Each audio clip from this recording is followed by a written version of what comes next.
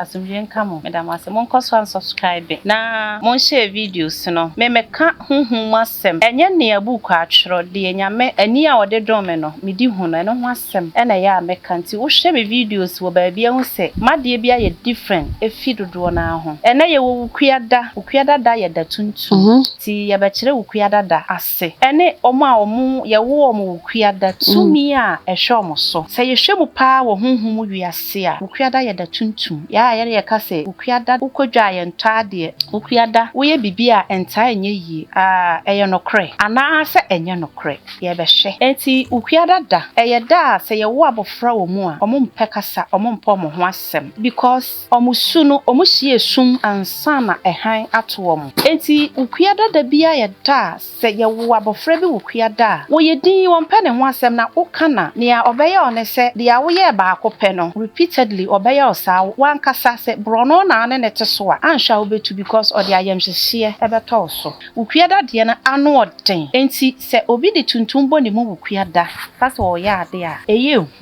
na se ye wo obi se wo ye ukuada ba first of all so your ba ne ho ye fe pa disappointment ti me he bebre omudi dwomunye sika omo ana omo hye omo sika obi so was spiritual attachment bebre na eye Wednesday born because omunya prince ene kings omo was spiritual realm attached to them because of their beauty yeko ukuada damu a eye akachiada eye rituals da eye da obi bo obi dua enya nipa no enti colors eye ma Wednesday born e black yeah the papaya particular fruit be go se midi me da say na nka me nim but omo kire me omo se ukuada ma eni kosia omo krada enti adwade eye ma mo eye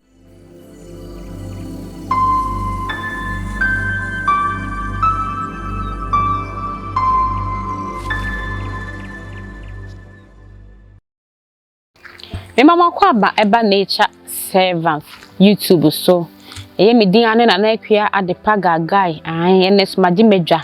ene ye ne mama ba bedi din komo eye say ye previous video no ye din komo efa eda a ye Monday Tuesday ene na ho ama ne ma ye ncheche mu bebre na aka days nso bi mu aye discuss nti ene ye ne mama abetena se so omem ya ye de ye nyente ye de no omechire mu ema ye ne ye hu de ye ebeboa ye ene de ye ya emwaye ene aduane a ye di ebeboa ye ene de ye di a eno so emwaye enti me mama kwa aba nua ne de wale wanti wan fa ho me say mama last time ye di nkomo kakra efa enna ho ma uchechire mu se ne krada bia ne ne su ene ne wo ye na ene nso so MC kasi baabi ya nwie nti ene no days na aka na ya discuss no ene ne wo se didi hu enkomo na wo kire ye mu a ye de ye fiada na memenda ne kwasiada ne eya ye nte ye de no wo kire mu emaye okay me da se ene TV afefo nyina asumdwen kamo madam ase mon koso an subscribe na mon share videos no me meka honhom asem enye ne abuku atwero de enyame ani a ode dome no medi hu no eno ho asem ena ya meka nti wo hwe me videos wo ba bia hu se made bia ye different efi dodo na ho ena ye wo ukuada da ye da tuntum ti ye ba kire ukuada da ase ene omo a omo ye wo omo ukuada tumi a ehwe omo so aha menche archangel ne colors ne enti a menchire ne se ansa na archangel beba no odoma nko nyankopon bo saada ne se ye wo nipa bia na e wo tumi a ehwe saada ne so ye archangels free ho a eye wo kra no ye wo tumi a e govern saada no ena archangel nso de enko enti menche colors nye ne nyina na metre colors enti ye ka ukuada se ye hwe mu pa wo honhom wiase a ukuada ye da tuntum ya ye ka se ukuada ukodwa ye ntade ukuada wo ye bibia enta enye yi eye nokre ana se enye nokre ye be hwe enti ukuada da eye da se ye wo abofra wo mu a omo mpekasa omo mpo mo ho asem because omusu no omuhie sum ansa na ehan ato omo okay enti ukuada da bia ye da se ye wo abofra bi ukuada wo ye din won pe ne ho asem na wo kana nia obeye one se dia wo ye ba akopɛ no repeatedly obeye osa wan kasa se brono na ne ne teso a ansha wo betu because odi ayemhyehyɛ ebeto so ukua dada me kasa ye da tuntum anka eya asem senka wo senka be han mu a nka wo se da ye de ye yie ne se hunhum wiase ye ko ukua dada mu a eya kachiada eye rituals da eye da obi bo obi dua enya nipa no eye da so a woye dua dane eda eye enya edane woye bibia o Wednesday a eye hunhum ade eye rituals a edane no kraba ko a me ka kire mu a wonte ase menim se nipa bebre be contemplate omo nte ase se wukua dada ene da omo se omo ya baifuo mutimi kan moja egu pa eye 2 days me de aka na be ka ho wukua dada sada no omo se omo ya baifuo a mogidi se yese omo wi nipa nam na me kire se nye nipa nam na omo hwe na emom omo kan mojagu e de ye sacrifice no sada no eye Wednesday and every 4 weeks be an Wednesday twatwo e no omo de ye enti wukua dada ye de moja e na ye sacrifice. Okay. Hey, ma waka samu na zane o ma kwan pagaga ma gubi sei. Yes ni nyina ni tumi a ewu. Enti obi bebi sase eye se ukuada no eye eda ena eye da ye wu obi esum denim kan ti no etiminya susanso onipa na brabo mu in real life se ne be a aso ye bibia obebra ansa na ye yamanana. Okay, me da se because esum ehia omo a because adani yesum da etuntum da eye akom beye ahonhom rituals ade a ye pure spirituality a ye de moja ye bia no ye ne ukuada ene da fiada epeke da na ka ho ne ye fiada ukuada de na ano oden enti se obi de tuntum bo ne mu ukuada pass o ya ade a eye hu Friday de ne ye red na se ye wo obi se wo ye ukuada ba first of all so your ba ne ho ye fe pa this ni nyina obi aho ofe omo ho ye fe disappointment ti me he bebre omo di dwo nya sika omo ana omo hye omo sika because na na kwanya se wote hentina many problem omo ho ye fe omo per life na mostly no se obi so was spiritual attachment bebre na eye Wednesday born because omo nya prince ene kings omo was spiritual realm a omo ni omo etimi ehia bebre ne nso nya ware na omo ware omo they are just attached to them because of their beauty ukuada ba sa na motie nti obi ye kwaku a omo ye very good omo ye very humble omo ye very noble na nso ho asem firi ni mu a forget enko apologize enko si hwe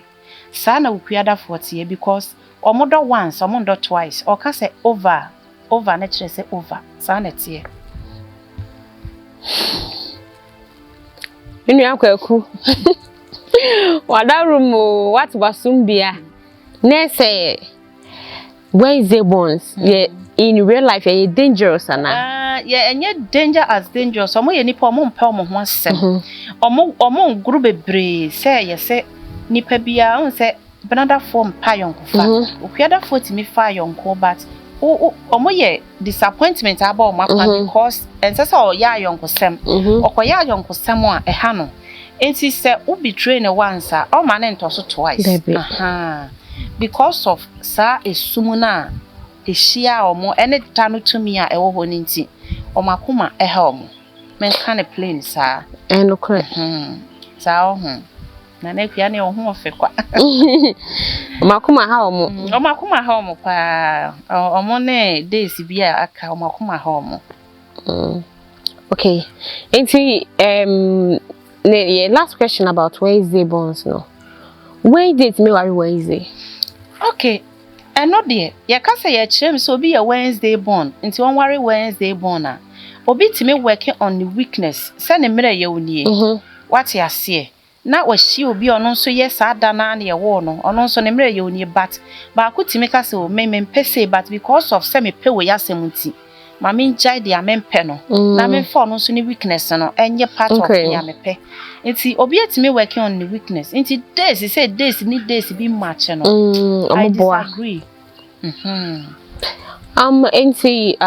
would say woka say a dan Wednesday and that is media rituals so as Wednesday born me yem pai bobi am I one pai bobi was say every Wednesday be I was a me pa chai enye ni Wednesday bia keke Wednesday for to me and mutime dey ade pa eye full moon okay every full moon bia ye mostly for Wednesday for enti unya Wednesday born kra na wo ya rituals full moon na eye pa Wednesday for e carry sa ade e dru to me no nti sa honhom nyina mo hom ne so mo ye omo ade a energies ni nyina sore ba ti full moon rituals are very perfect Emma Wednesday bia na omutime de asase enso yi apaye said ye from hawe otime yini na asempaboa de ne nan sisi fom esa anwea bi said ye mre bi ye kire ye no wato sei ohwe bebia mframa ne bokwa na se full moon na pia otime de kanea wo peye ho okay eye ho enti colors ye ma Wednesday born ye black ma didn't tell mama is really say didn't tell mama is really say my favorite color and black white and I'm me pe black and almost my clothes in there than black black is me color me pepper no Wednesday for black na say oh yeah na to say o say your coffee color be black I know so yeah Wednesday for color maybe a tum na mpe Wednesday color no say oh pe hunhum ade na enye de book bi atwero ankrofo kan publicly say ye Wednesday ye blue ye ka spiritual colors ye hwetumi ye hwe ekura sada na ene ade a ene ne hia ye black and Wednesday color ye black color spiritual color ekura to me ye black Mama Tias na me show nti yes asa me black na me pe no nye me kwa wa mani aba me ho so kakra what's the dimi kakra se me ko party baby me ko bia black anytime me share black bias me feel say we okay be okay say me mo ye du yeah ti obi wo ho a colors e putting it off no onim say na ye na spiritual colors ti wo hwa na say untimi share black enkwa adwuma en share black enye say ya unya bead ye black ba ku bia na de ato 9 uye obi ope anklet a unya anklet ba ku bia na de ato 9 enti se ti se de make say full moon rituals obi be bisa say rituals na ye ne say ye be kire no so daache enche kra enche make say na ye bisa kalesi ye bisa mpaibui ye make say mi ukuada ye umi ukuada your particular fruits ana food make a food craft fruit today I him say yeah the papaya particular fruit be go se me di oh me da say na nka me nim but o ma kire me omo se ukuada ma eni kosia omo krada wow enti mojanam eye mamo edru da mo be rituals a mojanam the whole 12 hours mojanam enye ma ukuada unti ukrada se wo ye ukuada ba kosia enye ma okay enti edwade ye mamo eye edwemu tena so obi ton jewelries ntoma entare se oye be ma na ode ne ho hye edwade ye de accessories ma ho ne ma me ma ho ne ma ekoyie emema ne de ntitiru eye empaboa na ntoma ema ne de ode ase fitimate 80 besi omo na ase ka ho a ekomomo ena ukuede ni kasa woton ade wodwa so a yebebo ni beyie te se banche bode enam yebebo ni beyie because ebe contentem yebe feel say ode beyie ena eto na drobi sa tiasema entino nature servant ye hu say Wednesday bonds when the wasa ya ye de ni kwanse ye no so ya sanso ohu ebi ti samojanam ewo ye krada na kasa mu eni kosua no ewo say avoid it me fa say in 24 hours kwa na you okay na aboa ye nso ya mo ye practice wo fi na ye mfa outcome number comment section ho no na ye meka mama ye da say